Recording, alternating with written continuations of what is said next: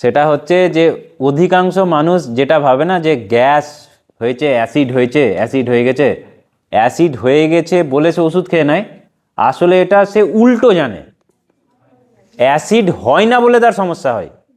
পেটের মধ্যে অ্যাসিডটা কিসের জন্য দেওয়া হয়েছে? খাবারকে গলিয়ে দেবে, হজম করবে। এবার যদি ওর অ্যাসিড না তৈরি হয় তাহলে কি হবে? খাবারটা পাকস্থলীর মধ্যে থেকে যাবে। সেই খাবারটা থেকে গেলে খাবারটা ফার্মেন্টেড হয়ে যাবে। ফার্মেন্টেড হয়ে গেলে ওখানে বিভিন্ন ধরনের গ্যাস তৈরি হবে এবং ওইটার জন্যই গ্যাস হবে, ওটার জন্যই ব্লোটিং হবে, ওটাই ইনডাইজেশন হবে। সেই খাবারটা ঠেলে উপর দিকে বেরিয়ে আসবে, যে অ্যাসিডটা অল্প বেরাচ্ছে সেই অ্যাসিডটা উপর দিকে চলে আসবে এবং সেটা অ্যাসিড রিফ্লাক্স বলো বা ইসোফেগাসকে মানে খইয়ে দেওয়া বলো, হ্যাঁ, খাদ্যনালীর ক্যান্সার বলো, একাধিক কারণের পেছনে দায়ী হচ্ছে তার পেটে অ্যাসিড না তৈরি হওয়া। কেন অ্যাসিড না তৈরি হওয়া?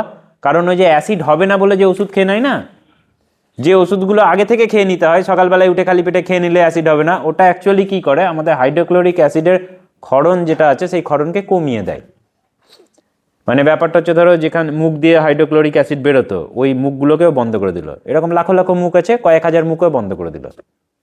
এবার কেউ যদি নিয়মিত এরকম ওষুধ খেয়ে যেতে থাকে তাহলে ওরকম ওর মুখগুলো তো দীর্ঘদিন বন্ধ হয়ে যাচ্ছে।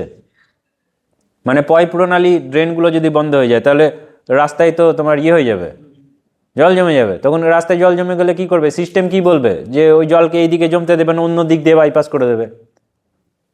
তাহলে অ্যাসিড তৈরি হয়ে পেটে জমতে দেবে না, সেই অ্যাসিডগুলোকে বাইপাস করে দেবে অন্য দিক দিয়ে, যেটা তোমার শরীরের মধ্যে বিভিন্ন ধরনের সমস্যা বাড়াবে।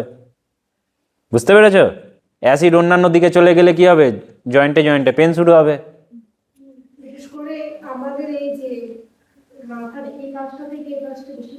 হ্যাঁ, ওটা ঠিকই।